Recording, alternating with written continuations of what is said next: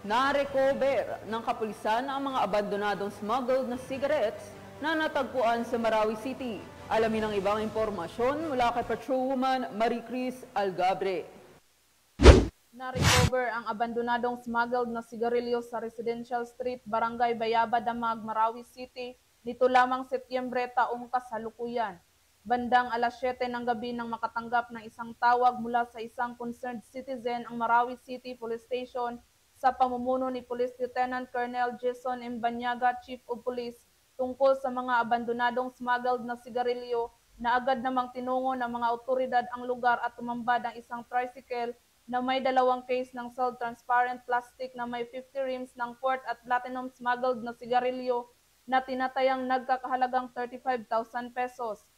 Ang mga abandonadong sigarilyo ay nasa kustudiya ng Marawi City Police Station, Lanao del Sur para sa dokumentasyon at tamang disposisyon.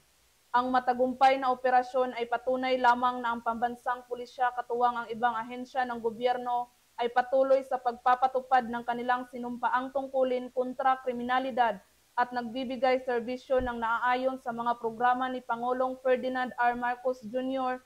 na magkaroon ng maunlad at maayos na bagong Pilipinas para sa mga mamamayan. Mula rito sa Rio ng Bangsamoro, ako ang inyong PNN correspondent, Patrolwoman Marie Cris Algabre, alagad ng batas, tagataguyod ng Balitang Pulis.